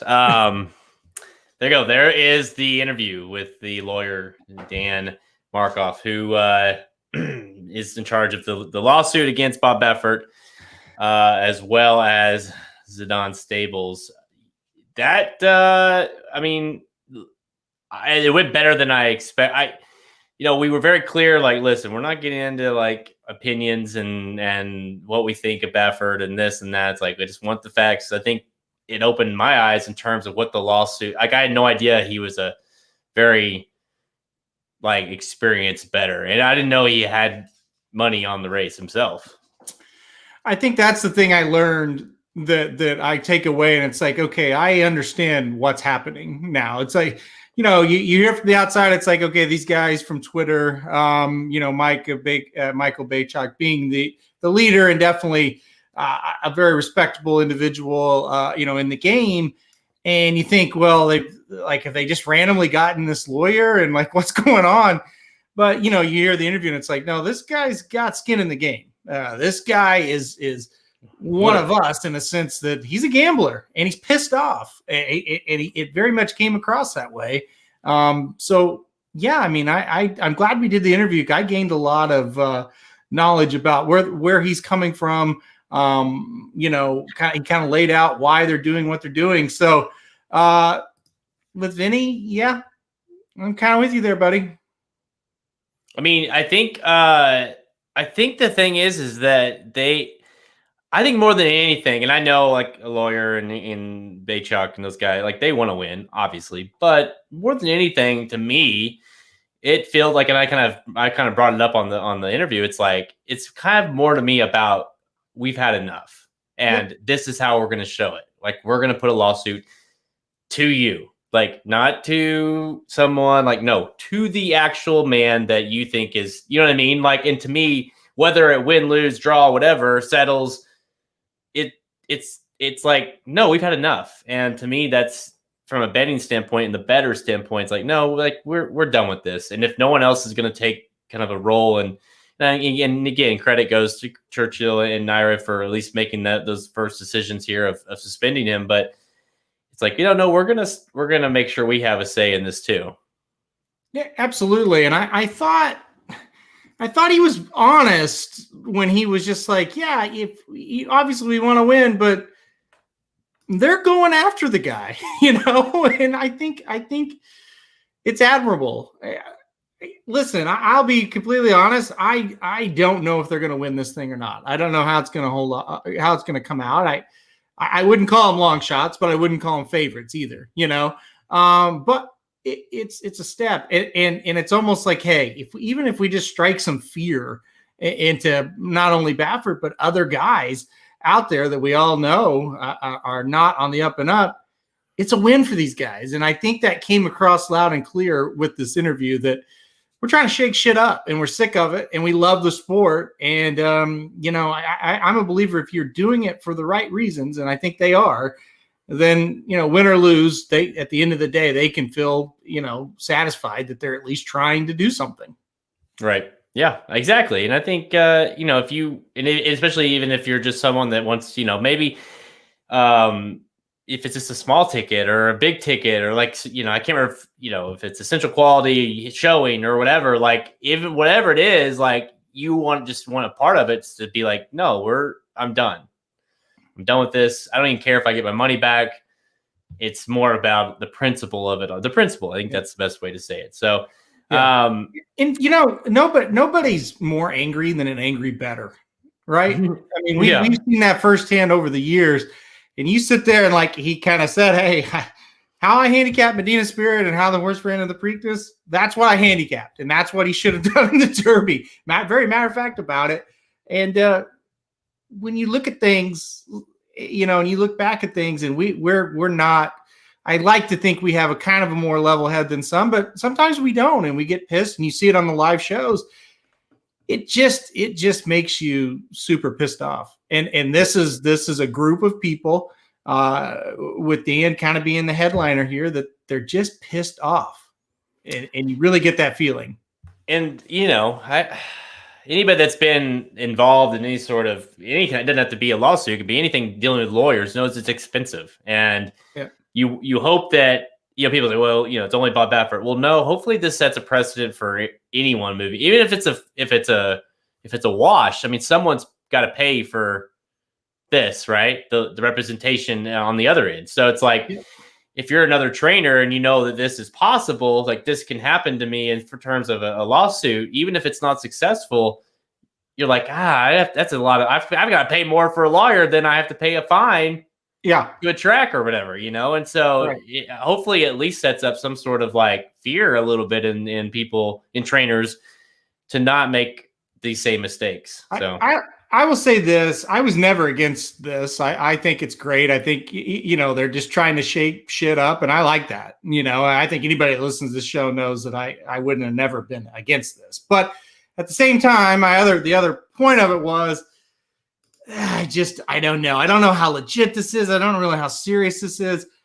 And I'll say, after this interview, I was for him before. I'm for him even more now. I do think they're serious. I think they're doing it for the right reasons. I think they've got the right ideas. Will it work out ultimately or not for them? I'm not sure. But I definitely think they're doing it for the right reasons. And again, not to repeat myself, but that's really all that really matters in this situation. Yep. I mean, I think it's a long shot, but like you said, I think you said it perfectly. It's about like knowing what's behind it gives you a lot of hope, at least. Like, okay, I mean, I respect that, and let's hope that these guys are passionate that are behind it. So it's like, worst case scenario is you stand up for something you believe in, right? And I think that's the biggest thing. The guys on Twitter that are well known, that are behind this, the one thing you do know about those guys, they follow the sport every day. They know what's going on just as well as you and I and many people listening. So you do have that confidence that they have a knowledge. Now, whether they can prove it is different, but they know what's happening in the sport, and so that's good. Yep. So thanks again for Dan being on the show, and hopefully we'll obviously we'll and by the way, I said in the interview, I'll have a link in the podcast article that I post on the website at racingdudes.com if you want to take a look at the full lawsuit. And also, it's interesting, like it shows all of Baffert's penalty, his drug overages and things of that nature that are interesting. There's a lot of them. So you want to check that out at the site. That's all. Tell me, check us out at racingdudes.com for our free picks and our premium selections on our handicap products page. Click the products link at the main menu at racingdudes.com to learn more.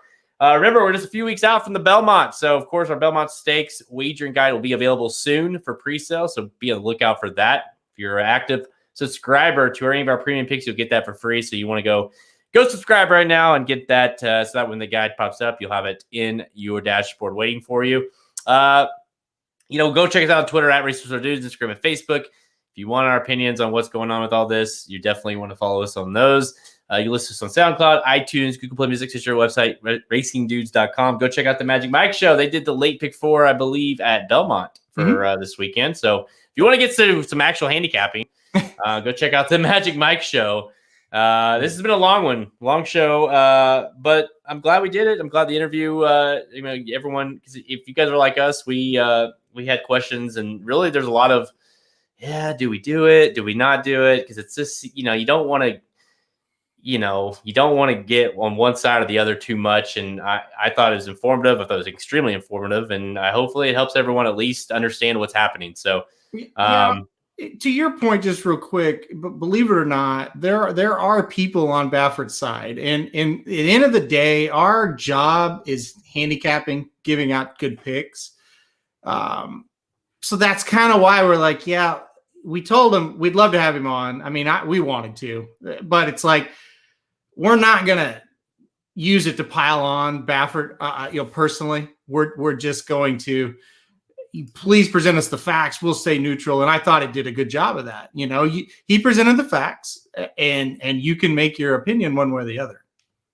The thing that bothers me, so I'll be real candid with everyone. The thing that bothers me the most about when we do, because we do get haters that think we're just Baffert haters and we hate them. And it's like, no, this actually is really painful for us because we used to love Bob Baffert. And I mean, I remember when, Bodemeister, and I got really into Bodie, and of course Pharaoh, and obviously I have 2 photos of one of the Rebel and Arkansas Derby winner circles with Pharaoh, and then we've talked to Baffert, we know Baffert, and it's like, no, I mean, I don't like this, I don't like it at all, but we do owe our fans and the people of horse racing and the public to know what's happening and know our opinions, because we're kind of like the lawsuit in a way, like we're just done with it, and he's not the only person we pick on. No, we want the whole game clean, and that's why we're such big fans of this. This lawsuit. Hopefully, it makes some actual changes to the game. We were emailing back and forth with an individual this week, and his opinions are fine. It didn't upset me or anything like that, but we were going back and forth, and the main thing, and I ended it with this. I said, it's really very, very simple. If you don't want us to say something bad about you, don't do something wrong, and don't do it wrong multiple times. Like if this was Bob Baffert's first, positive test, I don't think we would have piled on him. No. When you have 5 and 14 months, it's hard for us to sit here and support you. Let's just, and I'll just throw out his name just because I could never see it happening. But like if Shug McGahee got a positive into the Kentucky Derby, well, I think we would go to bat for him because he doesn't have that long track record. So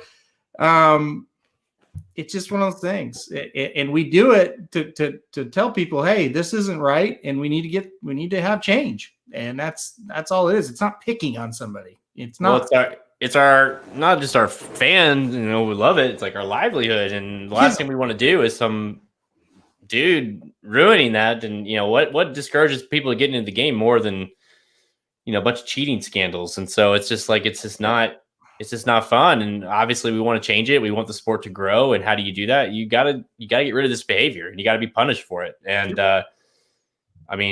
if he came back in a year or whatever the suspension might be, or how, I don't even have any idea how that's going to work. I'd support him. I mean, if he's going to change, it's not like we don't listen. I mean, other than this, he's great for horse racing. He always has been. He's great. I mean, everyone knows his face. Everyone knows who he is. And he's passionate. He's had good horses. He's had good stories. And it's just like, you want to root for the guy. And then it's like, gosh, dude. And I think that's why it took so long for us to kind of finally get like, okay, that's enough. Yeah, we've had enough. Exactly. You hit it right on the head. And I'm with you. If he was to truly clean up his act and he, after the suspension or whatever happens to him, maybe he doesn't even get suspended. I have no idea what's going to happen, but you come back and your horses run normal. It's like you're another trainer, you're a good trainer, and you've got Jimmy Barnes, good assistant, and you do it the right way, we'll support you. But do that, prove it to us, and I'm not naive enough to think Bob Baffert needs or wants our support, but I think I speak for a lot of people. It's like, I don't think we really want to hate this guy. We need him actually to be a good dude, because a lot of the regular public like him. So, well, I thought it was interesting on the divisional rankings that you posted today. Go check that out. The website racingdudes.com. You made sure to be like, listen, until we see otherwise, like, I'm not ranking any Baffert horse for any performance they've had before May 7th, because it's just like, it's until we're proven otherwise, it can't be looked at other than being false. As time goes by, runs Saturday at Santa Anita, it's gonna be like a 3-horse race basically by the time it gets here. But if she was to win and look dominant, then I'll put her in the rankings. But before May 7th, no. And you might think, well, that's ridiculous. This guy's doing this guy's doing this. I don't really care. We've got proof. It's right there. And before they prove they can do it after this accusation, I'm not gonna do it. And that's listen, it's my website and it's my vote. And if you don't like do whatever the hell you want. Yeah. And that's really how I feel. The NTRA poll, like, I think there were 3 or 4 of us that did it. And that's how I feel. So what am I supposed to do? Hey, you know what? You after you did it last week, I was like, you know what? He's right. So I didn't know. I didn't vote for any Bafferts. Made it difficult because there's a lot of them. But yeah, I mean, you gotta, I think that's a big step, is if everyone just stops. It's like stop recognizing bad behavior. Maybe it'll go away or fix itself. But anyways. Yeah. Hold on, one more. Did you guys sign up? No, because we had Medina Spirit. Mandaloon winning would not have helped any of our bets. We cashed a pick 4 because we had Medina Spirit. So we're on the other side of it. Yeah. I mean, that's the thing. What happens if Baffert continues to run ice cold like Pimlico? Any chance that helps the lawsuit? I mean, yeah, can't hurt it, right? No. Shit. Problem is, and this is a big problem for him, what if, because right now the one thing left standing between him and not having a place to run is Del Mar. Well, California, but Del Mar coming up. Del Mar's got the Breeders' Cup. If Del Mar has the stones to be like, we stand by Naira, we stand by Kentucky, I don't know. It may not matter because he may not have a horse to run anyways. Or anywhere. So it's tough for California though to do that, because if you do that, you're going to have enough horses to fill races. So it's a complex. It's not as easy as we'll just suspend him. So, but you could also add that, hey, just give the horses to other trainers. So yeah, I think in a perfect world, that'd be great, but are they going to give them to California trainers? That's the scary part if you try to do that. But we'll see what happens. Listen, this is a long ways from over. We know that. So we'll close the door on it for now, is the best way to put it. Yep. All right, guys. Thank you so much for staying with us and watching that interview, and really appreciate it. And obviously, hit us up, contact at racingdudes.com if you ever, have thoughts or, want to do a little venting. Halsman loves responding to those kind of venting emails. Or Magic, maybe. We'll make Magic do it. Again, make sure you go check out the Match Mike show for their late Big 4 analysis at Belmont Park. I'm Jared Welch. He's Aaron Alterman. Good luck this weekend.